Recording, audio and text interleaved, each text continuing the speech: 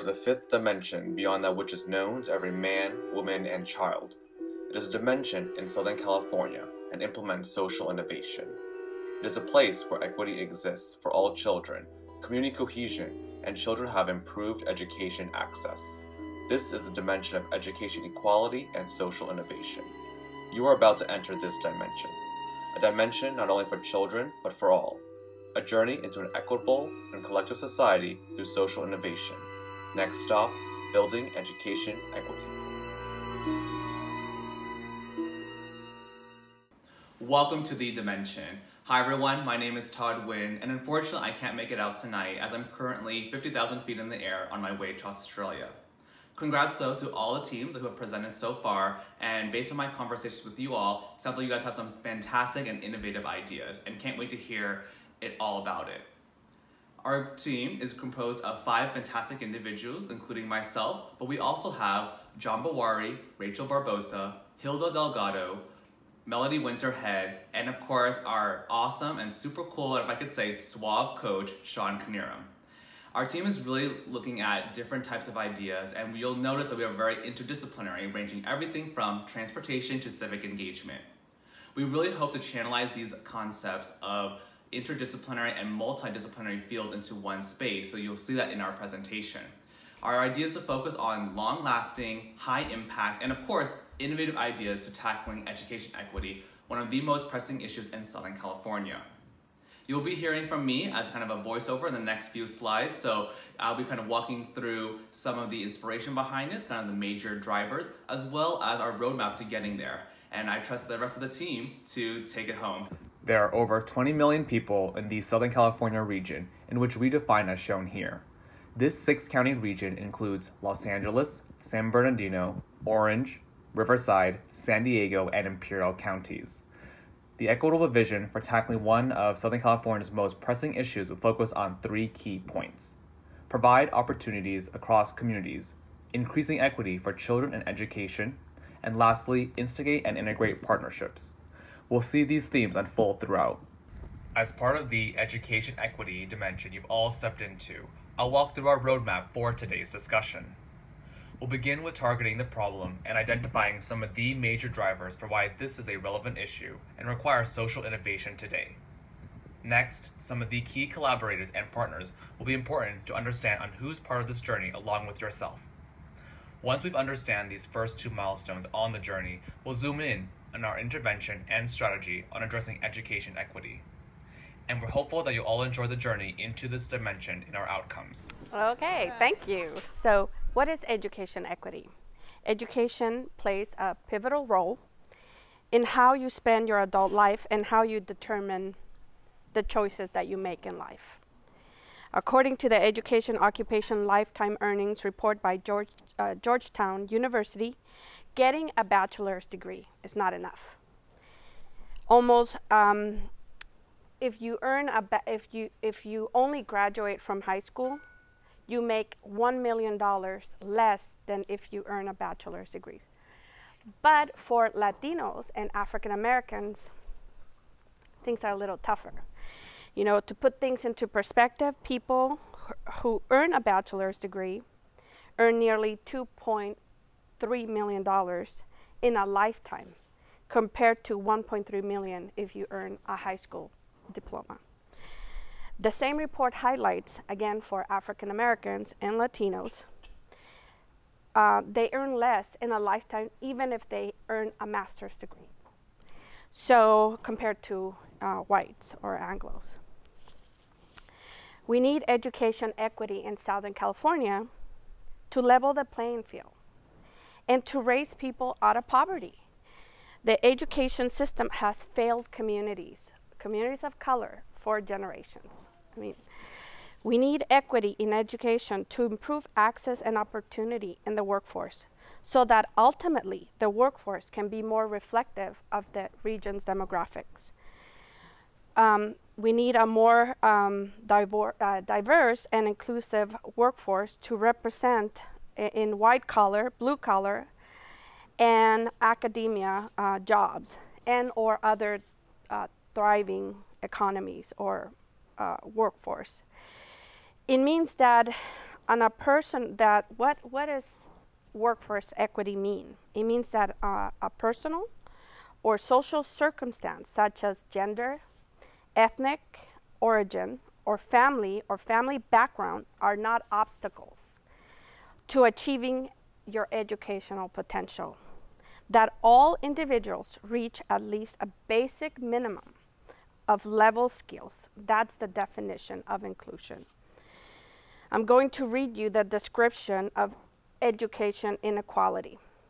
Education inequality is the unequal distribution of academic resources, including but not limited to school funding, qualified and experienced teachers, books, and on average, here in Southern California, particularly in LAUSD, 40 to 50% of LAUSD students do not meet college readiness. Although they graduate from high school, and we have made improvements to an average 81% of the students are graduating high school, but they're not ready to go to college. So things are far worse for English learners. Out of all the English learners that graduate high school, only 30% meet English, math, and other literacy readiness. So again, the system is failing children, and as a result, the entire region suffers. So it's a multi-level problem that we have in the region that we need to address. Our innovation, really what we're trying to accomplish is that we want a rallying point. Our social innovation takes a collective approach to turn things around. So the best vehicle to address this problem is a multidisciplinary approach, share resources, far-reaching results, and trans collaboration. But this is not within LAUSD because obviously just to get anything done or make any educational reform, it has to come from the community. So this is an ambitious undertaking, and it's about local stakeholders. And it's about strengthening relationships, and it's about building local capacity to absorb capital in new ways. But what is capital? Capital is money with a purpose, at a return that is both financial and social as it relates to the work that we all do. It requires broad neighborhood engagement and continuous community action to coalesce the strengths around already evident and around evidence and to build new ones. It is about investing in that engagement and community assets. After all, children are our #1 asset, and this work is about assisting them to break down barriers and roadblocks that exist for them in competing for good jobs and personal wealth. This really is collaboration in action. Now we're looking at it from the demand side, and what that means is that there's plenty of money out there. There really is. There's plenty of money out there. It's about knowing how to get it. But you can't get it till you're ready, right? So this project is on the demand side, rendering communities ready to absorb capital and knowing what's out there and going after it. And we could ask the question, why bother? The answer to that is because improving outcomes in student learning benefits all segments of the community and the greater region as a whole. So how about this financing and investments? Contrary to the myth that bankers and investors have black hearts, both are actually deeply entrenched in a field of study and action called community investment. There's even a federal banking statute that mandates it, and it's called the Community Reinvestment Act. So our project on educational equity around student learning involves the creation of targeted investments in low-wealth communities. To aid the investors that are going to come to the aid of students, we have devised a tool for the community. And you could say that it's really a beacon, like a light, to illuminate the various stages of readiness to absorb capital. So it's a tool, and you will soon hear about it and how it will lead us to the ultimate outcome of this project. So I'm talking about here, I mentioned strengthening relationships and procuring funding for the first few years of the collaborative. This work is about players. And all the players, whether they are a beneficiary, a stakeholder, an investor, they're all investors in this work. So let's take a look at who some of them are. So there's first and foremost, and these are in the order of importance of how they play at the table, at the leadership table, the family, followed by the community leaders, intermediary organizations, meaning nonprofits, and also community development financial institutions. So I mentioned that this is the intermediary level after family and community. Those are organizations that are nonprofit or potentially community development financial institutions. They are also public agencies and nonprofit organizations of various shapes and sizes, but they are also employers and corporations. And secondarily, let's not forget property owners, business owners, and schools.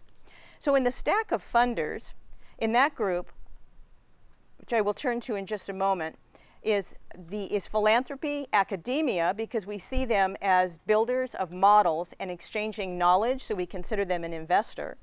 And then as well, private capital investors. And so the private capital markets happen to include bankers, credit unions, and investment bankers. So let's look at a few of those and who they are. So as we do this work, when we're looking at how to pull in investors, we have to explain to them how we see the investment flow and how the partners work together. So we start with the stage of visioning what this effort is. We move into building of capacity. Then we will move into organizing the collaborative, and finally, funding specific outcomes. So as we take a look at who these investors are, I've got a couple of them that I would like to explain. So certainly we need a bank involved, and they would do initial seed funding, and then we go from there. So I'd like to tell you about, in terms of these stakeholders, these beneficiaries, and also a couple of the investors, I want to tell you who they are, because it gives a better picture of how they would be able to help us. So the intermediary that would actually be receiving the funding and getting it into the soil, capital absorption, as we call it, is the LA Education Partnership. So that intermediary trains teachers and students to absorb instructional education for 21st century thinking and along the lines of critical thinking skills, internships in local businesses, and professional development. Their role, as I mentioned, as an intermediary would be to lead the creation or to receive the funding and lead creation of desired programming outside of the school system. So they're basically recipients of funding. A second one is the Harmony Project. They are a nonprofit as well, and they are the largest music education nonprofit dedicated exclusively to low-income youth. They believe that the learning ability of a child permanently enhanced, and the opportunity for is an opportunity for improved life expectancy and trajectory. In a phrase, that organization actually keeps kids safe in school and inspired. Now, in terms of the investors themselves, there's a number of them here on this slide, but I chose two of them to talk about. One of them is Jpmorgan Chase, is a bank, a national bank, that makes direct investments in nonprofits that seek to fill the experience gap between students that have and those that don't, often in response to the bank's community reinvestment obligations. The team there truly invests in results. As an example, they engage and fund a data-driven private-public collaborative to achieve catalytic change in high school teaching methodology. So they're quite in line with the LA Education Partnership. And so they have been nationally recognized for doing this work. The second one I want to mention is a foundation. And the banks don't often work well with work well with foundations because they speak a different language. But the Liberty Hill Foundation, which is known for social justice and racial wealth equality, would also be on board to serve in building out who comes to the programs and what those programs are about. So lastly, in looking at what our request is, we're looking at neighborhoods within South Los Angeles and East Los Angeles, and developing strategies that will follow the students after school, meaning after they finish school, in terms of social entrepreneurship, business incubators, and building community schools. Why are we all here? To explore innovative interventions in some of the issues that we identified that we need to focus on here living in Southern California. And we're talking about education equity. Well, what is our innovative intervention? And it's actually an index, a rating tool. It's called the Quality of Learning Opportunity Index. And the index will provide an objective rating of neighborhoods based on a 100-point scale. There are a lot of indices that exist. You know, they rate financial securities, they rate school districts, industries. But this one's not actually going to rate the school district. It's actually going to rate the community. Non-school-based programs, non-school-based opportunities existing in the community that's not going to rely on the school district and the bureaucracy of that system. So the rating components will include, and may include, I mean, many components, but some of them will include access to colleges and universities, arts and cultural venues, graduation and college admittance rates, affordable housing rates, after school and summer advancement programs, and high-paying jobs located in close proximity to that neighborhood's local high school. You know, as I mentioned, what sets this index apart is it's going to focus on the non-school-based programming and opportunities. So we're not looking at tracking the school district's performance, we're looking at tracking the community's performance. And what are the local investments there, and what are the local opportunities there that don't exist in lower tier communities, but exist in some of the higher tier communities. So understanding the QLOI is something that we may take a look at. You know, you have your years down here, and you have the rating scale, whereas perhaps at the beginning when we take a look at these communities, they may be in this lower range area based on the lack of opportunities outside of the school system existing, you know, that perhaps even a church system or the cities. And as we rate these communities, you know, I don't know if you're familiar with Morningstar ratings, like 4-star, 3-star, or AAA plus, whatever. We kind of thought maybe a star, 1.5 star, 2, 2.5 star, all the way up to a 4-star, where we somehow get, as they grow, these communities grow over the 10 years, they may start reaching an area where they may bring in some government incentive. And then ultimately at the 10-year you know, grading mark, we're looking at a thriving neighborhood. But you know, one of the most important components of this rating scale is the embracement of the community. You know, what do the communities want to see? And the goal of this index would be to reveal gaps and deficiencies and facilitate investment opportunities that ultimately increase student achievement and economic development within those neighborhoods. We'd also like to, I don't know if you've heard of blockchain technology, but we'd also like to apply that to this system, which is technology that's a shared form of secure and transparent record keeping, ensuring that no one person holds ownership of the system, making it a tamper-resistant rating scale. How many of you loved your elementary school? How many of you loved your elementary school? Okay, some of you. How many of you loved your middle school? How many of you loved your high school? Nobody over here loved anything. It's okay. How many of you remember a program outside of school that you loved? Outside of school that you loved growing up? That's where the magic happens. And so what our group did together was create this index to help inspire more of that activity. So how does it work? Well, it starts with engaging local leaders. This isn't about the government coming in and saying, you have to do this because we've seen a problem. It's about educating local leaders, whether it's within the school, whether it's in the business community, the civic leadership of the community, to take on and say, we want to do this for our community. Now, one of the things that Rachel talked about was the idea that this is a system that would be developed and then be available to a community to undertake. So we look at a leading academic think tank or university, USC Price School, that could develop such an index. But you need to have then the local passionate leaders. We say at least two, because one person is maybe a visionary, but two people make action happen. And so then you'd launch the index. It'd be executed, they'd build their team. Part of the development of the index would be, how does a community implement and assess the variables in their community? How do they go out and talk to other people in the faith-based community, in the civic community, to understand what are those outside of school hours, outside of school facility activities that are happening. So you launch that index, they develop and share the results, promote it widely within the community and to potential targets to come and serve their community. They may not have a Surf Bus Foundation type work happening in their community, but if they understood that there's a need for that, they could use the index to identify that and then reach out to the nonprofit maybe outside the area to come in and continue to serve that community.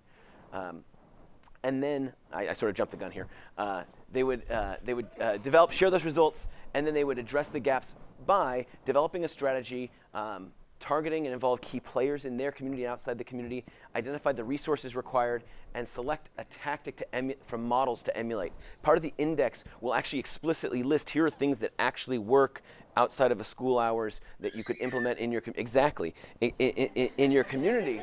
The future calls the answer, right? And so part of this is then taking that action, evaluating the outcomes, and going back and updating the index. The index is not a static document that you look at, but rather the community would engage with the outcomes, with the tactics selected, and be able to continue to update and increase their score, not like every year, but every time they do something. And if they target perhaps job training and internships, they could grow that part of the index and raise their score. And then maybe there'd be another portion, but it would be continuous, and all aspects of the community could be involved in the solution. It's about everybody working together. So the outcomes clearly is that it's an investment in human capital, developing not just the students' attainment, but the idea that a community can come together.